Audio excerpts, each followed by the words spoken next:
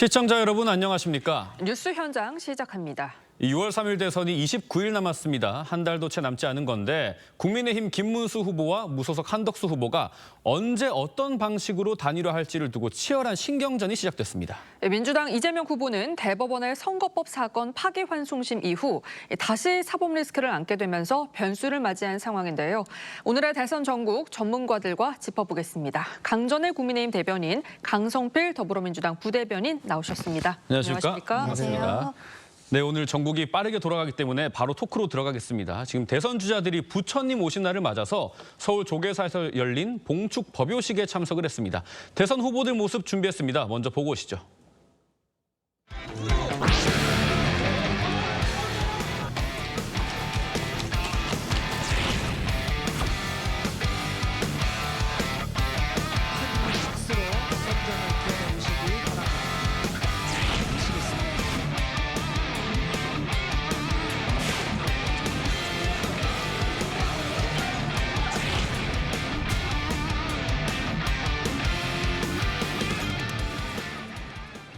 자, 오늘은 부처님 오신 날이면서 동시에 어린이날이기도 합니다. 주자들이 모두 불신과 동심 두 가지 표심 공략에 나섰습니다. 국민의힘 김문수 후보와 무소속 한덕수 후보의 만남에 많은 관심이 쏟아졌는데요.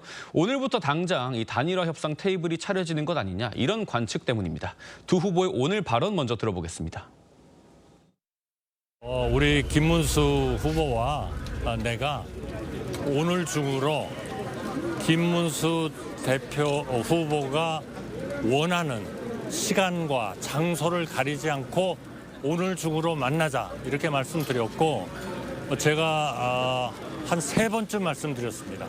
이제는 김문수 후보와 내가 만나야 할 시간인 것 같다, 그렇게 말씀을 드렸습니다. 확실한 대답은 안 하셨고 네, 이 정도 말씀을 하셨습니다. 한덕수 만날 생각은 있으세요? 이따가 내가 말씀드릴게요. 정리해서 말씀드릴게요. 네, 들으신 것처럼 한덕수 후보가 먼저 김문수 후보한테 오늘 중 편한 시간에 만나자 제안을 했다고 하는데, 아무래도 단일화 논의에 좀 속도를 내고 싶어 하는 그런 한 후보 입장이 반영된 행동 같아요. 그렇죠. 왜냐하면 5월 11일까지는 후보자 등록을 해야 되는데요. 그때까지 단일화가 되지 않는다면 한덕수 후보 같은 경우에는 무소속으로 나올 수밖에 없습니다. 그러면은 들어가야 되는 자금이라든지 조직, 이런 것들이 실질적으로 개인적으로는 감당하기가 어려운 수준이거든요. 예. 총리실에서 정무직 몇 분들이 나오셨다라고 하고 캠프에도 인선이 어느 정도 있었다라고 언론에 보도는 되고 있습니다만, 실상 제가 예전에 대선을 뛰어보니까 지방을 갈 때도 그냥 가는 것이 아니라 그 지역에 맞춤형 공약 같은 것들을 갖고서 가는 거거든요. 네. 그러면 거기에서 어느 지역에서 누구를 상대로 연설을 할 것인가, 이런 것부터 해서 전체적으로 꾸릴 것들이 너무 많고 비용도 굉장히 많이 듭니다. 이제는 어떻게 보면 경선 과정에 있어서는 저희 국민의힘 경선 후보들이 한덕수와의 단일화에 있어서 조금 더 낮게 이렇게 태도를 하고 있었다라고 본다면, 지금은 시간이 가면 갈수록 어차피 지금 국민의힘 후보는 결정이 되어 있고, 또 김문수 후보 같은 경우에는 대통령 후보이기 때문에 당무 우선권을 가지고 있어요. 네. 그러면 룰 협상에 있어서도 본인이 주도적으로 할 수 있는 상황이 되어서 지금은 한덕수 후보가 조금은 마음이 급해진 상황이 아닌가 생각합니다. 예. 그 부분에 대해서 지금 한덕수 후보도 기민하게 움직이고 있는데, 오늘 단일화 추진을 위한 대표단 구성을 완료했다고 합니다. 인선을 좀 살펴보면 손영택 전 국무총리 비서실장, 한 전 총리의 복심이라고 알려져 있고, 김석호 서울대 사회학과 교수는 국민통합위원회에서 활동을 했다고 합니다. 관련해서 언론 보도가 나오는 게 전권을 부여받았다는 거예요. 이거는 누가 되든 합쳐야 된다라는 생각인지, 아니면 어떤 방식이든 내가 된다라는 자신감의 표현인지, 민주당에서는 좀 객관적으로 어떻게 보시는지 궁금합니다. 사실 이제 국민의힘 당원들과 지지자들은 단일화가 빨리 자연스럽게 되길 원하시겠죠. 네. 그런데 이제 사람이란 게 다 욕망과 이기심이 있는 거 아니겠습니까? 그리고 화장실 들어갈 때와 나올 때가 다르다는 게 이런 지금의 상황인 것 같습니다.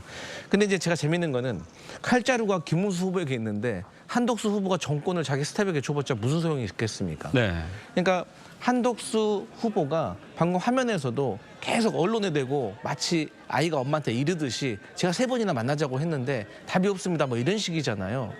그러니까 김문수 후보의 입장은 지금은 굳이 빨리 할 필요가 없다는 겁니다. 그러니까 한덕수 후보 입장에서는 마치 연락처도 없으면서 다음에 만나면 소주 한잔 합시다 이렇게 받아들일 수밖에 없는 거예요. 근데 그럴 수밖에 없는 게 그냥 제가 객관적인 입장에서 봐도 네. 이 단일화라는 것은 주식하고 좀 비슷한 면이 있습니다. 이미 반영이 되어 있어요. 그러니까 이미 한덕수 후보가 권한대행을 할 때부터 이미 단일화에 대한 기대감이 다 반영이 됐기 때문에 네. 새로운 게 없어요. 그렇기 때문에 김문수 후보로서는 3자 단일화, 그러니까 이준석 후보까지 포함하는 원샵 3자 경선을 요구할 수밖에 없는 그런 일정이 아닌가 그렇게 생각합니다. 예. 선반영하니까 저도 궁금한 게 경선 과정에서 김문수 후보가 호응을 받았던 건 뭐 을지문덕이다, 김덕수다 이러면서 단일화 과정에 상당히 성실하게 임할 것 같은 태도였기 때문이거든요. 네. 그런데 만약에 뭐 유권자와의 신의성실 원칙이라는 게 있다고 한다면 지금은 단일화의 소극적인 태도를 국민의힘 내부에서는 조금 탐탁지 않게 받아들일 수도 있지 않을까, 당심은. 그런 일단 의견도 있습니다. 일부 의원들 같은 경우에는 지금 조금 불만을 노출하고 있는 것으로 알고 있습니다. 근데 이번 경선 과정에 있어서 어떻게 보면은 김문수 후보가 가장 단일화에 적극적이었다라고 하지만 다른 3명의 후보도 결론적으로 함께해야 된다라는 것에 있어서는 동일한 상황이었었거든요. 그리고 한덕수를 넘어서 지금 이야기가 나오고 있는 이준석이라든지 이낙연 그리고 외부의 인사들과도 다 같이 해야 된다, 연대해야 된다라고 이야기를 했던 것입니다. 지금 김문수 후보 같은 경우는 말씀하신 것처럼 김덕수, 을지문덕 이런 것들이 캠프 차원에서 나가는 홍보 자료에 들어가 있었던 부분들이 있고 네. 본인 스스로도 입에서 워딩으로 나왔던 부분들이 있거든요. 그렇다면은 아마 김문수 후보 같은 경우에는 본인이 여기까지 온 것에 있어서 본인을 지지해줬던 분들 중에 김문수 개인뿐만이 아니라 한덕수의 지지층이 본인에게 왔다는 것에 대해서는 명확하게 인지를 하고 있을 것입니다. 예. 그러면 여기에 대한 책임감이 있을 것이고 정치인으로서 여기에 대해 앞으로 나아가야 된다는 것은 알겠지만 지금 저는 좀 개인적으로 생각하기에는 한덕수 후보의 태도 이런 것들에 있어서는 좀 불만이 있지 않을까라고 생각을 해요. 본인이 경선을 굉장히 힘들게 올라온 부분들이 있는데 그렇죠. 한덕수 후보는 본인이 경선에 아예 참여를 하지 않았었던 것이죠. 그때 저희 당 지도부에서도 만약에 우리 당의 후보가 되려면 경선부터 같이 해야 된다. 권성동 원내대표가 명확하게 이야기를 했음에도 불구하고 물론 미국과의 통상 협의라든지 이런 것들이 있긴 했습니다만 구체적인 발언조차 없었던 것입니다. 그러면 저는 이번 단일화 과정에 있어서 일단은 어떠한 테이블 같은 것은 마련이 되어 있다라고 보이지만 한덕수 후보가 먼저 저희 당원들께 그리고 김문수 후보에게 본인이 경선에 참여하지 못했던 부분들 그리고 왜 본인이 국민의힘의 후보가 되어야 되는가 여기에 대해서 다시 한번 명확한 메시지가 나와야 되는 것이 먼저 순서가 아닌가라고 네. 생각합니다. 대변인님도 방금 의중을 잠시 짐작은 해주셨는데 이 두 후보 대화 내용이 알려지니까 김문수 후보 측에서 이런 공지를 냈습니다. 잠시 조후를 했다. 곧 다시 만나자라는 덕담이 오갔다 이런 내용인데 이 차담이 아닌 조우였다. 오늘이 아니라 곧이다. 왜 이런 공지를 냈다고 보시는지요? 그러니까 이제 한덕수 후보 같은 경우는 지금 마음이 급하잖아요. 네. 본인이 무소속 후보이기 때문에 조직력도 자금력도 많이 부족한 상황입니다. 그렇기 때문에 하루빨리 김문수 후보와 단일화를 이뤄야 되고 이 단일화가 늘어지면 한덕수 후보에 대한 지지율도 같이 빠질 겁니다. 그러니까 예를 들어서 한덕수 후보가 지금 제대로 된 조력을 받지 못하고 있잖아요. 그렇지만 국민의힘에서 한덕수 후보를 돕게 되면 이것도 해당 행위가 되는 거예요. 그러다 보니까 일정이라든지 메시지라든지 상당히 미숙합니다. 예를 들어서 쪽방촌에 갔습니다. 그럼 당연히 쪽방촌에 있는 주민들을 만나서 안아주고 껴안아주고 그들의 이야기를 듣는 인간적인 모습을 보여주기 위해서 쪽방촌을 잡았는데 가서 오세훈 시장하고 밥만 먹고 돌아온 거예요. 그러니까 쪽방촌에서 상당히 비판 여론이 커진 겁니다.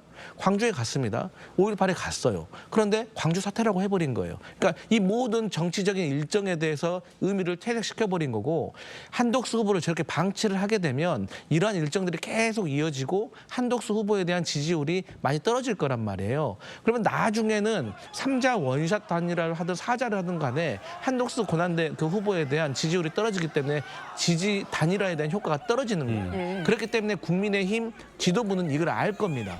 하지만 김문수 후보 입장에서는 지금 당장 하면 본인이 후보가 안 될 수도 있어요. 그렇기 때문에 서로의 입장차가 있는 겁니다. 네, 알겠습니다. 한덕수 후보의 관련 발언은 한덕수 후보 측에서 이제 단순한 말실수였다면서 송구함을 표한 건 있기 때문에 제가 그 부분을 알려드리고 그렇기 때문에 지금 국민의힘에서도 상당히 고심이 클 것 같은데 두 후보의 첫 대면 만남을 두고 국민의힘에서도 단일화 협상을 최대한 빨리 하겠다 이런 입장을 밝혔습니다. 그 내용 들어보시죠.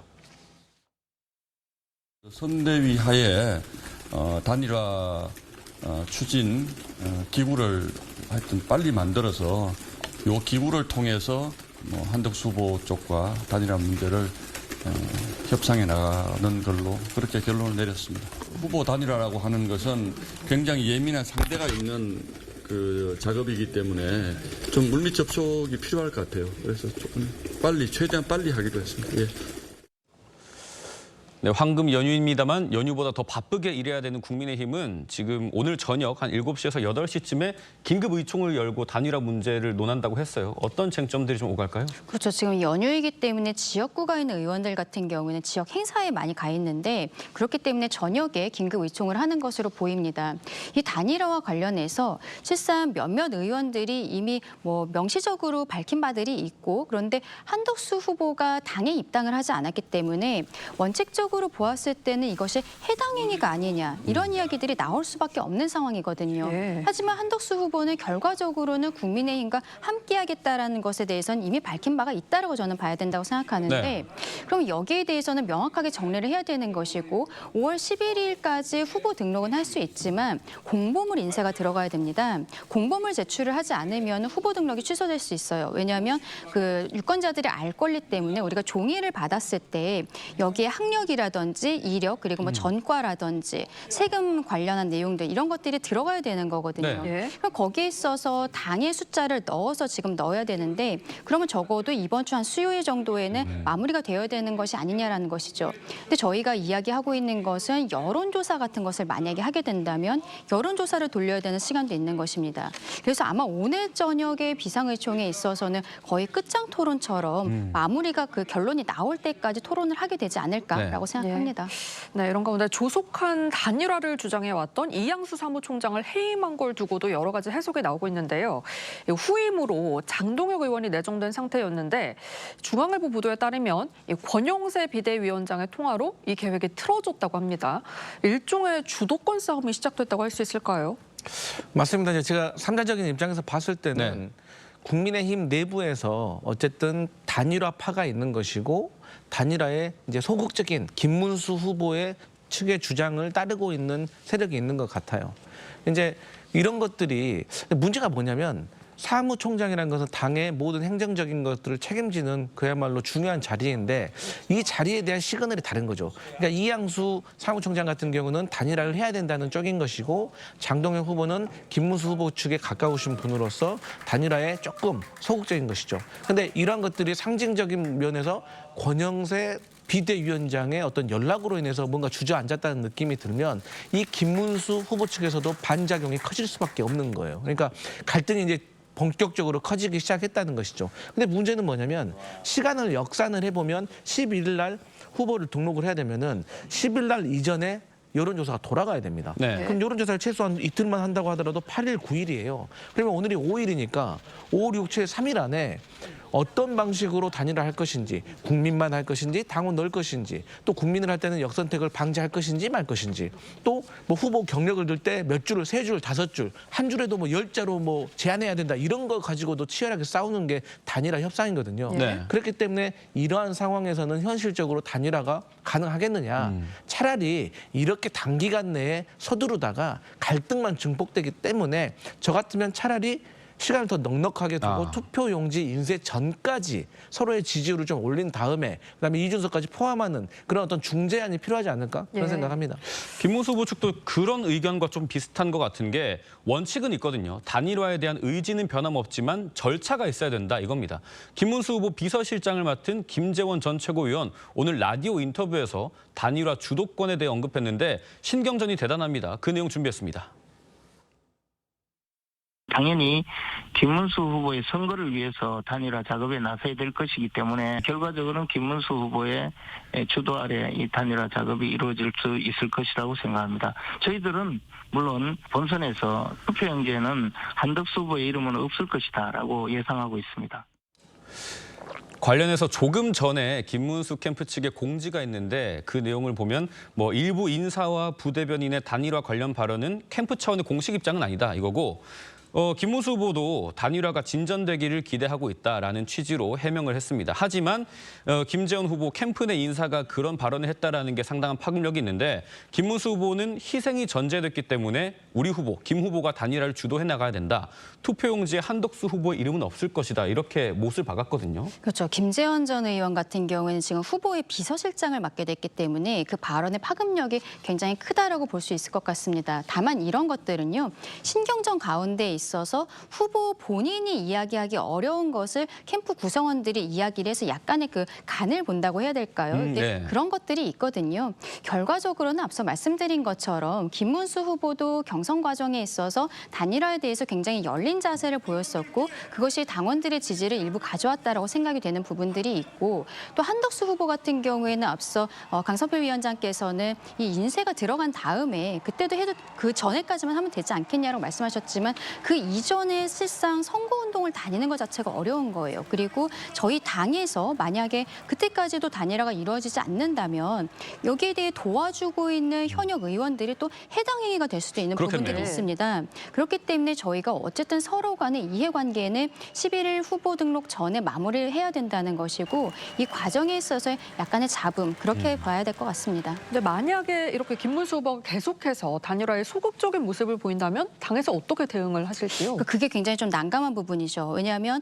당무 우선권을 갖게 된 거예요. 그렇기 때문에 이양수 사무총장에서 장동혁 사무총장으로 바꾸려고 했었던 부분들 결과적으로는 돌아오긴 했습니다만 이게 본인이 당무 우선권을 갖고 있기 때문인 것이고 예. 한덕수 후보 측에서는 단일화의 룰이라든지 이런 것들에 대해서 모두 당에게 맡기겠다라고 했어요. 네. 그러면 이 당에서 오늘 의원총회에서도 이야기가 나오겠습니다만 지금 김문수 후보는 본인이 당사자이기 때문에 당사자의 의지가 가장 중요한 것이죠. 근데 여기에 대해서 지도부라든지 아니면은 뭐 투표했었던 당원이라든지 거기에 대해 문제 제기를 할 수 있는 방법은 없다라고 봐야 될 것이거든요. 다만 이제 김문수 후보가 계속적으로 여기에 대해 조금 더 생각할 시간이 필요하다라는 형태로만 이야기를 하고 있기 때문에 네. 진행은 어느 정도는 될 것이다라고 생각합니다. 네, 두 후보는 이른바 범보수 빅텐트 구성과 관련해서도 입장차를 보이고 있는데요. 이 김문수 후보 측은 최대한 많은 후보를 모아놓고 이른바 원샷 단일화를 하자. 반면에 한 전 총리 측 김한 단일화부터 하자 이런 입장인데 이 합의점을 찾을 수 있을 거라고 보시는지요? 그러니까 지도자가 되기 위해서는 중요한 덕목 중에 하나가 버티는 힘입니다. 네. 이게 아래서부터 차근차근 과정을 밟아온 정치인들은 버티는 힘이 있습니다. 근데 갑자기 떨어진 후보들은 비교적 이런 버티는 힘이 약한 거죠. 그런 차원에서 봤을 때 김문수 후보와 한덕수 후보 둘 중에 누가 버티는 힘이 세느냐예요. 그러니까 작용이 있으면 반작용이 있기 때문에 김문수 후보가 물론 지금 당 우선권을 가지고 있고 시간을 계속 끌면은 한덕수 후보에게 불리하다는 것은 다 알고 있습니다. 하지만 한덕수 후보에게도 비장의 카드가 하나 정도는 있어요. 그게 뭐냐면 한덕수 후보가 지지선언을 안 하고 그냥 드랍해버리는 겁니다.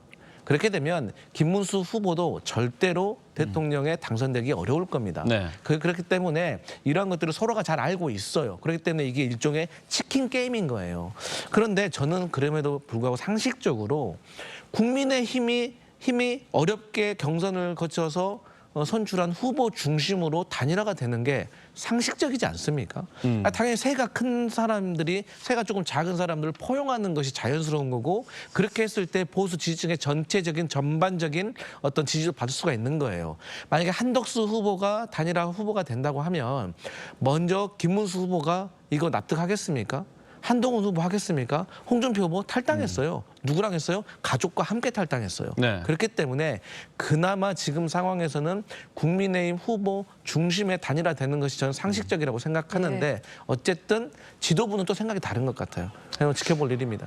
지금 정말 단일화를 두고 수많은 경우의 수가 있기 때문에 저희가 여러 가지 가능성을 다루고 있는데 김한 단일화뿐만 아니라 범보수 빅텐트가 성사되더라도 이게 정말 큰 효과를 발휘하려면 이준석 후보와 이낙연 전 총리들도 참여해야 된다 이런 분석이 나옵니다. 그런데 이준석 후보는 계속해서 국민의힘 주도의 텐트 뭐 텐트에 들어서는 것에는 부정적인 태도를 보이고 있거든요. 그렇죠. 이준석 후보 같은 경우에는 그나마 홍준표 후보와 좀 대화가 되는 듯한 모습이 있었는데 네. 홍준표 후보가 탈당을 했고 지금 SNS에 글을 올린 것은 미국에 가겠다라고 이야기를 하고 있는 상황입니다. 그럼 이준석 후보와 대화 창구라든지 이런 것들이 저희 당 입장에서는 거의 없다라고 보이는데요. 네. 이러한 상황에서 김문수 후보가 이준석까지 포함해서 한꺼번에 그 단일화해야 되는 것이 아니냐라고 이야기하는 것은 저는 약간의 시간 끌기가 아닌가라는 생각이 들 수밖에 없습니다. 그리고 이준석 후보 같은 경우에는 실상 그 당내 상황도 굉장히 복잡한 부분들이 있어서 이게 이쪽 당에서도 끝까지 완주할 수 있을 것인지 저는 개인적으로 조금 의문이 드는 부분들도 있거든요. 네. 그리고 이낙연 전 총리 같은 경우에는 지금 정확하게 출마 선언에 대한 이야기는 하지 않고 있습니다만 한덕수 후보를 돕겠다라는 형태의 분위기들이 있어요. 아, 그래요? 그리고 뭐 정대철 헌정회장이라든지 지금 민주당계 인사들이 어떻게 보면은 보수와 함께한다. 지금 범보수로 보기는 어려울 것 같고 네. 한덕수 후보와의 연대 이런 것들이 좀 열려 있는 것으로 보이기 때문에 김문수 후보가 그렇게 다른 분들에 대한 언급을 하는 것은 지금으로서 시기적으로 좀 안 맞는 것 같다라고 생각합니다. 뭐 이낙연 전 총리 같은 경우는 한덕수 총리의 어떤 이 출범 선언에 상당 부분 공감했다라는 얘기도 있고 이준석 후보 같은 경우는 이 텐트에 들어서는 것에는 부정적이지만 관련 국민의힘 인사들은 줄곧 만나고 있다고 해요. 그런데 이 키가 될 수 있는 거는 과거에 이제 이준석 전 대표가 있었을 때 성상납 의혹으로 네. 이 당에서 당원권 징계를 받은 적이 있지 않습니까?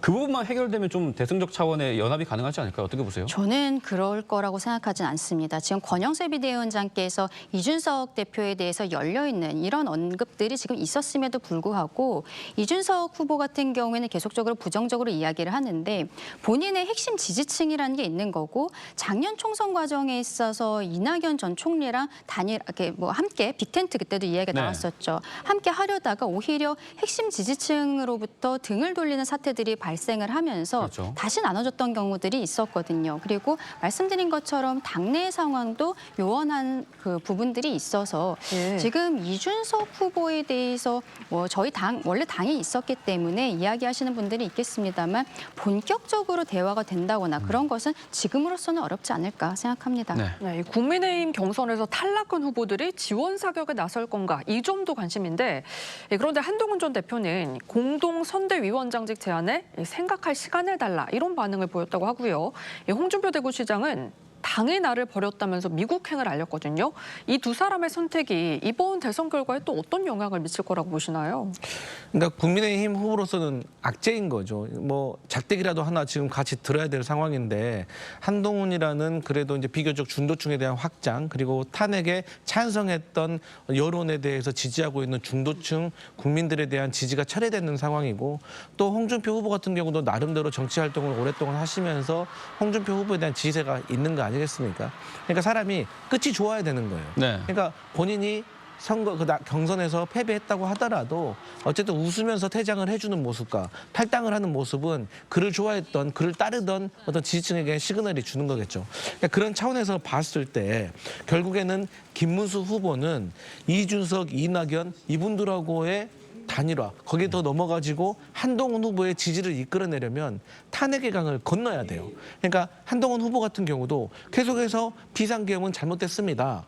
저희 국민의힘이 대표가 한동훈이었을 때 우리가 계엄 해제에 함께 했습니다. 그렇기 때문에 우리는 계엄에 대해서 조금 책임이 제가 자유롭습니다. 이런 주장을 했던 사람인데 거기에 반대편에 서 있던 김문수 후보를 어느 날 갑자기 돕는다? 이것은 좀 낯뜨거운 거잖아요.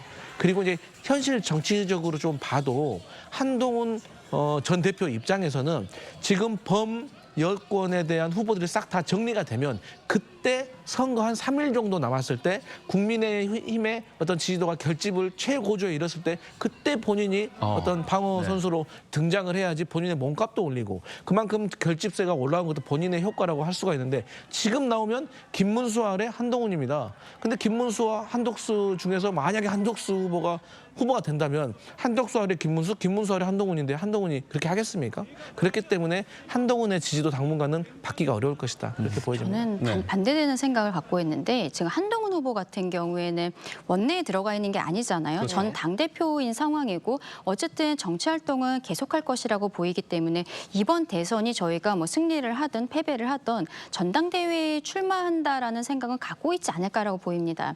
그러면 전당대회에 나가기 위해서는 이번에 그 양자 간의 그 결과에 있어서 당원 지지가 굉장히 낮게 나왔었던 부분들이 있거든요. 네. 그럼 그걸 올리기 위해서 본인이 이번에 희생하고 정말 모든 것을 던지는 모습을 보여줘야 돼요.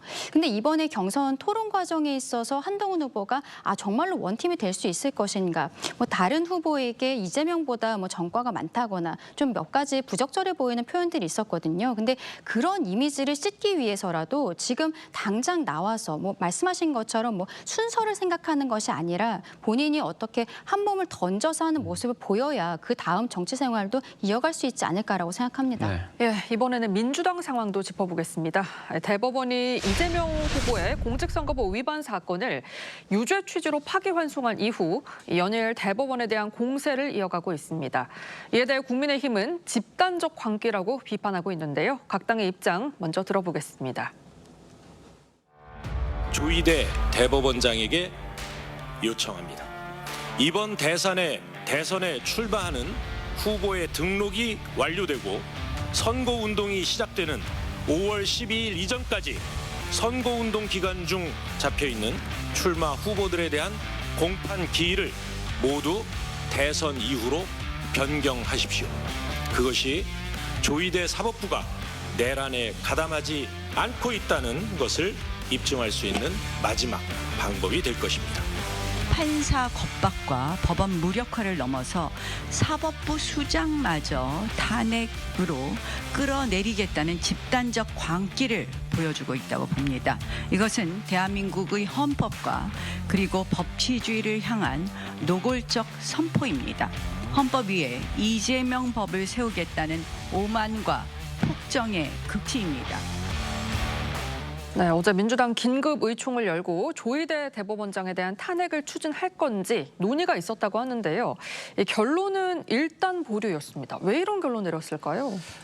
지금 많은 민주당의 당원들, 지지자들 그리고 이재명 후보를 지지하고 있는 국민들은 뭐를 걱정하고 있냐면 6월 3일 대통령 선거 이전에 이재명 후보가 서울고법에서 결론이 나오고 제3고까지 결론이 나와가지고 이재명 후보가 피선거권을 박탈당하는 상황이 벌어질까. 예. 그렇게 되면 초유의 민주당 후보의 공백 사태를 걱정하고 있는 겁니다. 그런데 아직 이게 현실로 이루어지진 않았지만 지금까지 왜 대법원이 이렇게 가속 페달을 밟았을까라고 생각했을 때 저희가 100번 양보해서 대법원이 대선에 조금 개업을 하고 있구나. 그러면서 이재명 후보에 대한 네거티브 아이템을 좀 제공하려고 하는 것이 아닌가라고 의심을 했는데 이게 일부 법학자들의 내용을 들어보면 이것은 민주당이 너무 순진하게 생각하는 것이다. 지금 이재명 후보의 피선거권이 위험하다라는 의견이 있기 때문에 저희 민주당에서 판사 탄핵까지도 고민을 했었습니다. 그런데 다행스럽게 천대엽 법원 행정처장이 얼마 전에 법사위에 나와서 민주당 후보가 한 질문에 대해서 그러니까 서울고법에서 결과가 나온 다음에 이재명 후보가 상고를 제출하는 그 시간, 접수한 시간 7일을 보장을 하고 또 상고 이유서를 제출한 그 20일을 보장하겠다. 총 27일을 보장해야 된다라고 발언을 하셨어요. 그랬기 때문에 물리적으로 계산을 하면 6월 3일 대통령 선거 이전에 이재명 후보가 피선거권을 박탈당하는 경우는 생기지 않을 것 같다. 예. 그래서 일단 저희가 탄핵을 보류한 겁니다. 그럼에도 불구하고 민주당에서는 이 대선 후보들에 대한 공판 기일을 모두 대선 이후로 변경해야 된다 이런 주장도 나오고 있는데 안 그러면 입법부가 응징하겠다 이런 강도 높은 비판까지 나왔어요. 좀 어떻게 들으셨습니까? 그렇죠. 민주당 초선 의원들 같은 경우에는 이번에 파기환송 의견을 낸 10명의 대법관을 모두 탄핵해야 된다라는 이야기가 나왔었고 그다음에는 대법원장 한 명에 대해서 대표적으로 탄핵을 하겠다는 이야기들이 있었는데 굉장히 무리수를 두고 있는 것이죠. 어떻게 보면은 지금 항소심 사건 같은 경우 파기환송심 사건 같은 경우에는 피고인 이재명에 대한 사건이거든요. 근데 지금 민주당은 마치 피고인 민주당인 것처럼 이렇게 행동을 하고 있다라고 보입니다. 근데 이러한 것들이 이번에 탄핵 과정에 있어서도 탄핵에 대한 그 얘기를 하는 과정에 있어서도 아직 심리를 시작하지도 않은 고등법원 판사들까지도 탄핵 대상으로서 논의가 되었다는 거. 이것은 어떠한 개인을 위해서 사법부 자체를 아예 망각시키겠다, 몰각시키겠다라는 의도거든요. 이러한 것들이 수권 정당이 되겠다라고 하고 있는 민주당 그리고 대통령이 되겠다고 하는 이재명 대표에게 맞는 자세인 것인지 우리 국민들께서는 굉장히 의아하게 생각하실 수밖에 없는 것이고 15일 사건에 있어서는 피고인 이재명 측에서 기일 변경 신청을 하면 됩니다. 그 이유가 뭐 변호인 선임을 새로 해야 되는 것이든 무엇이든 간에 어쨌든 그 이유를 본인이 그 어필을 해서 재판부로부터 기일 변경을 이끌어내면 되는 것이지 앞에서 민주당 의원들이 시위한다고 되는 것은 아니거든요. 네. 사법부에 대한 겁박을 이쪽 멈춰야 되지 않나 생각합니다. 네, 민주당에서는 지금 이재명 후보 선거법 사건 상고심 판결의 심리 기간이 짧았던 걸 두고도 계속해서 의혹을 제기하고 있는데요. 특히 대법관들이 이 6만 쪽이나 되는 기록을 뭐 전부 읽었냐 안 읽었느냐 이 부분을 두고서 정치권과 법조계에서 공방이 벌어지고 있는데 이 부분은 어떻게 보십니까? 그러니까 이제 22일 날 첫 평의가 전원 합의체가 있었습니다. 그리고 나서 24일 날 마지막 합의체가 있었어요. 그러면 이것은 이때 재판 기록을 다 읽었다는 얘기가 되잖아요. 그런데 재판 기록을 읽는 방법은 두 가지가 있어요. 사건 기록을 출력을 해서 종이로 보든지 아니면 PC를 통해서 전자 기록으로 보든지. 그런데 종이로는 출력을 해서 나눠준 게 없다는 것이 천대엽 대법관의 입장입니다. 그렇다고 하면 이것을 전자문서로 봤다는데 요즘은 로그 기록이 언제 몇 날 몇 시 몇 초에 로그인을 했는지 얼마나 체류했는지를 다 알 수가 있습니다. 예. 네. 그렇기 때문에 대법관들이 천대엽 대법관 증언에 따르면 다 읽었다고 한 거 아니겠습니까? 그러면 로그 기록이 있을 거 아니겠습니까? 그 여기에 대해서 민주당도 의문 제기를 하지만 국민들도 정보공개 포털센터에 벌써 2만 5천 명이 여기서 공개를 하라고 하는 거예요. 그렇기 때문에 여기에 대해서는 대법원이 의혹을 해소하고 본인들의 권위를 살리기 위해서는 제공을 해야 될 필요성이 있다 이렇게 생각합니다. 거기에 대해서 민주당이 박범계 의원한테 물어보면 돼요. 박범계 의원이 과거에 박근혜 전 대통령 탄핵심판 과정, 그 형사소송이 이렇게 진행이 될 때 한 방송에 나가서 이거 뭐 몇만 장 되는 것을 어떻게 읽습니까 하니까 본인이 판사할 때는 수십만 장도 읽었다는 거예요. 예. 그런 이야기들을 했었거든요. 이 사건 같은 경우에는 대법원은 법률심이기 때문에 사실심에 있어서 어쨌든 법률적으로 잘못된 부분들, 특히 항소심에 있어서 그 부분들을 중점적으로 보면 되는 것입니다. 그리고 결론은 1심이랑 거의 동일하게 나왔는데 1심 같은 경우에는 633 원칙에 있어서도 4배를 넘게 썼어요. 1심 나올 때까지 2년 2개월 정도가 걸렸었고 예. 대법원 입장에서는 그 의견이 맞다라고 판단을 한 것이거든요. 그리고 항소심도 역시 3월 26일에 선고가 있었는데 한 달 정도 그 시간이 있었죠. 그동안에 재판 연구관들은 이미 거기에 붙어서 기록들을 보고 여기에 대한 연구 보고서를 쓰고 있었기 때문에 22일, 24일 두 차례 심리를 하면서 그 재판 연구관들의 보고서를 다 보고 표결까지 했다는 겁니다. 대법원은 보통 심리를 한 차례 정도 해요. 이재명 대표가 2020년에 공직선거법 사건으로 항소심에서 유죄 판결 받았고 대법원에서 파기환송, 무죄 취지로 파기환송 됐었던 때가 있었는데 권순일 대법관이 뭐 캐스팅 보트 역할을 했던 것이 아니냐 의혹이 있었던 그 사건입니다. 그때도 항소심 사건과 대법원에서 결론을 완전히 바꿀 때도 그때도 심리 한 번밖에 안 했었거든요. 네. 지금 민주당에서 진행 상황에 대해서 너무 국민들께 편애를 하고 이렇게 졸속 재판이다라고 이야기하는 것은 사법부의 독립권에 대한 침해가 아닌가 생각합니다. 지금 민주당에서 일어나고 있는 일들이 뭐 대법원장 탄핵 주장이 일부 있고 그다음에 대선 후보의 공판 기일을 대선 이후로 변경해야 된다는 게 있고 하나 더 소개를 해드리면 우리 김민석 선대위원장님 말씀인데 대법원에 어떻게 정의를 기대하며 구군이 달린 내란 재판을 맡기겠느냐. 내란 혐의를 재판할 기관을 따로 만들어야 된다. 이런 주장을 했는데 그 배경이 좀 궁금합니다.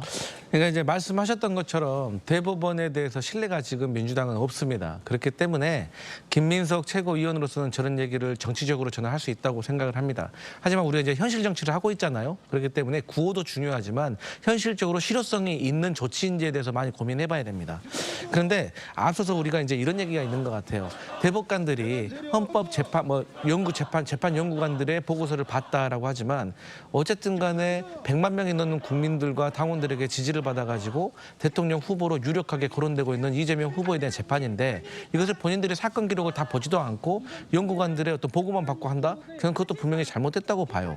그리고 저희가 6만 페이지, 10만 페이지 다 읽으라는 내용도 아닙니다. 뭐냐면 로그 기록을 보자는 것은 10명 중에 만약에 단 한 번도 그걸 확인도 안 한 대법관이 있으면 어쩔 거냐는 거예요. 우리가 물리적으로 이해할 수 있는 정도의 시간을 보신 분이 있다면 다행이지만 그렇지 않은 분들도 있다는 저희는 의심을 할 수밖에 없는 것이고 그다음에 1심과 2심의 재판 결과가 뒤집어진 거예요. 그런데 2심에서 작년에 있었던 정읍시장 대법원 판례를 적시를 했습니다.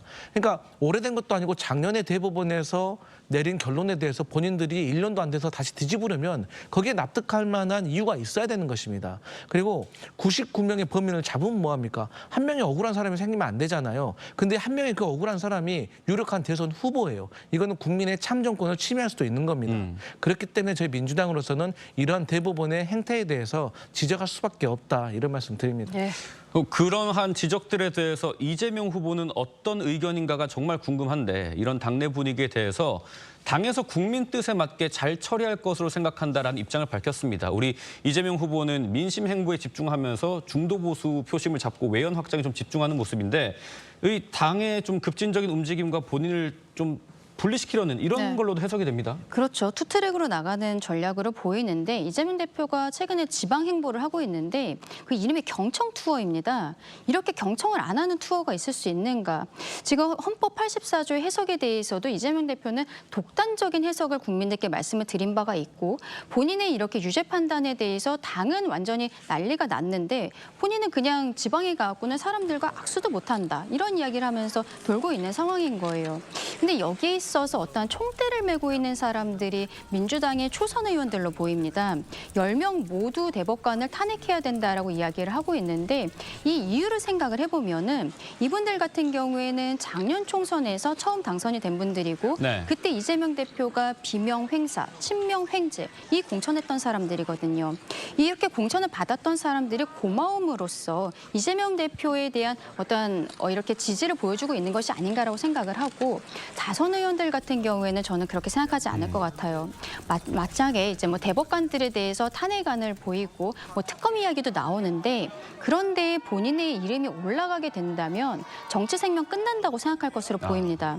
왜냐하면 이재명 대표 같은 경우에는 대법원에서 유죄 취지로 파기환송이 됐기 때문에 시간이 뭐 몇 달 정도 걸릴 수 있겠습니다만 결과적으로는 피선거권 박탈이 될 사람이고 그러면은 그 이후에는 정치 생명이 끊기는 거예요. 그럼 당연히 당 내에서 다른 당권 주자들이 나올 것이고 대권 주자들이 나오는데 이재명 대표에 대한 어떠한 반대적인 이야기 마치 저희가 지금 윤석열 전 대통령에 파면되었기 때문에 조기 대선을 치르는 것처럼 당 내에서의 반성적인 목소리들이 나올 것이라고 봅니다. 그러면 그때 이재명 대표 방탄을 위해서 이름을 올렸던 사람들은 그 다음 총선에 있어서는 살생부에 올라갈 것이라고 생각하거든요.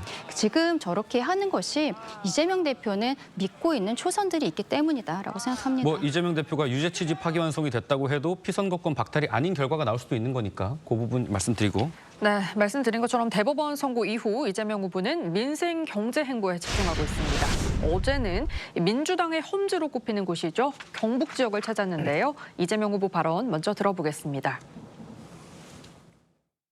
경북 내 고향인데도 참 가끔씩 오다 보니까 좀 늙이는 분이 있는 것 같아요. 당연하죠. 제가 미울 겁니다. 그런데 왜 미울까요? 제가 뭘 그리 잘못한 것도 저는 개인적으로는 없습니다. 일을 너무 잘해서 그래요. 온갖 모함을 당하긴 하지만 제가 정말로 뭐가 있어서 이 자리까지 왔겠어요. 저에게서 악감정을 가지고 계신 분들이 많아요. 왜? 정보가 왜곡돼서 저는 그럴 거라고 생각합니다. 네, 경북 영주를 방문한 자리에서 나온 발언인데요. 경북이 제 고향인데 제가 왜 미울까? 제가 뭘 그리 잘못한 게 있나? 이렇게 발언을 했습니다. 이 지역을 언급하면서 나온 이 후보의 호소 어떻게 들으셨습니까? 그러니까 이제 개인적으로 너무 마음이 안 좋은 게 있겠죠. 아니 뭐 인간사에서도 그러지 않겠습니까? 아니 친구 엄마가 저를 더 이뻐하면 더 서운하지 않겠습니다. 마찬가지로 민주당 후보라고 하면 TK나 PK 출신이 민주당 후보로 왔을 때 그래도 단 한 표라도 호남 출신보다는 PK, TK 출신이 민주당의 표를 더 가져올 수 있기 때문에 메리트인 거 아니겠어요? 근데 이제 이재명 후보로서는 그러지 못하고 있는 상황이기 때문에 아쉬운 거죠. 근데 이제 그 큰 틀에는 반 이재명 연대라는 게 있는 거예요. 그런데 우리가 대선은요, 시대 정신을 보여주는 거거든요. 그러니까 어떻게 시대 정신이 한 사람 이재명이 잘했다 잘못했다 이 사람은 된다 안 된다 이렇게 할 수가 있냐는 거예요. 그래도 대선이라는 것은 미래 지도자를 뽑는 것이기 때문에 뭐 시대적인 담론, 그러니까 뭐 기본사회나 뭐 전역이 있는 삶이나 지역주의 타파, 민주화 이런 큰 담론을 가지고 얘기를 해야 되는데 자꾸 국민의힘에서는 지난 총선 때부터 계속해서 이재명 후보 한 명 한 명에 대해서만 공격을 하고 있기 때문에 또 지역 주민들 같은 경우는 거기에 대해서 호도될 수도 있는 것에 대한 설명을 한 거라고 생각합니다. 네, 오늘 이재명 후보에 대한 대법원의 파기환송 선고 이후에 처음으로 나온 여론조사 결과가 있습니다. 그거 보여드릴 텐데 이재명 후보, 김문수 후보, 이준석 후보가 3자 대결을 펼쳤을 때 이재명 후보 46.6%, 김문수 후보 27.8%, 이준석 후보 7.5%가 나왔고 한덕수 후보를 올렸을 때는 이재명 후보 46.5%, 한덕수 후보 34.3%, 이준석 후보가 조금 떨어져서 5.9%예요. 이 결과 좀 어떻게 보십니까? 일단 한덕수 후보를 저희 당 사람이라고 생각하고 빨간색으로 해주신 것 같은데 아마 저희가 단일화를 하게 된다면 조금 더 컨벤션 효과가 있지 않을까라고 네. 생각합니다. 지금으로서는 이재명 대표가 독주 체제를 계속적으로 이어가고 있다라고 생각을 하는데요. 다만 이 여론조사에 있어서는 당에 대한 지지율도 조사를 했는데 저희 당이 좀 많이 올랐습니다. 이게 4월 30일부터 5월 2일까지 했던 리얼미터의 조사인데 5월 1일에 이재명 대표의 선고가 있었거든요. 네. 그렇기 때문에 이것이 일부만 반영이 되었다라고 생각을 합니다. 아마 이번 주에 이제 목요일, 금요일 해서 MBS와 한국갤럽 조사들이 나올 것인데 거기에 있어서 저희가 단일화를 좀 유연하게 하는 모습들 그리고 정책적인 모습들을 보여드리고 민주당이 저는 개인적으로 그렇게 생각해요. 이재명 대표의 사법 리스크 이것보다도 민주당이 지금 폭주하고 있는 대법관들에 대한 탄핵 시도라든지 형사소송법을 개정하겠다. 공직선거법에서 허위사실 공표를 없애버리겠다. 그리고 법관을 14명에서 대법관을 30명으로 늘리겠다. 이러한 이야기들을 하는 것들. 최상무 경제부총리에 대해서도 이재명 대표 유죄 선고 나온 날 밤에 갑작스럽게 뭐 탄핵하겠다고 시도했었던 부분들. 네. 이런 것들이 민주당에 있어서는 오히려 더 큰 악재가 될 것 같다는 생각이거든요. 이번 주 후반부터 나올 여론조사를 좀 기대하고 있습니다. 이 선거는요, 인물 구도 이슈예요. 그런데 이번 선거의 구도는 불법적인 비상계엄에 대해서 심판하고 탄핵은 찬성이지 반대가 아니라는 게 일관적인 여론이었어요. 근데 여기에 대해서 국민의힘이 사죄하고 반성하는 모습을 보이는 게 아니라 계속해서 반 이재명만 얘기하는 거죠. 이건 우리가 지난 총선에서 이미 다 겪은 얘기 아니겠습니까? 그리고 이제 이슈인데 이슈는 아마도 단일화 그리고 윤석열 대통령 부부와 관련된 비위 행위들이 언론에 계속 보도가 되면 이게 계속해서 잽을 때리듯이 지지율이 올라가기 힘들 겁니다. 네. 마지막 인물인데 이재명 후보는 3년 전에도 있었고 지금도 있었습니다. 검증이 된 것이죠. 그런데 지금 한덕수 후보가 될지 김문수 후보가 될지 모르겠지만 이 두 분 다 비상계엄에 옹호하는 듯한 그리고 탄핵을 반대하는 듯한 그러니까 비상계엄과 탄핵으로부터 자유로울 수 없는 분들이에요. 그렇기 때문에 이번 선거에서 무응답층이 많은 게 무응답층은 모른다와 지지 후보 없음이에요. 지지 후보 없음은 사실 중도 보수라고 볼 수가 있어요. 그래서 이번에 국민의힘은 지지할 수가 없지만 또 민주당도 싫은 거예요. 그래서 이런 분들이 전체적으로 있고 이재명 후보의 대법 파기환송이 있음에도 불구하고 저런 결과가 나왔다는 거는 대법원이 또 대선에 잘못 개입을 했다라는 부정적인 여론도 분명히 있다. 저는 그렇게 판단합니다. 네, 지금까지 정치권 쟁점 짚어봤습니다. 두 분 말씀 여기까지 듣겠습니다. 감사합니다. 감사합니다.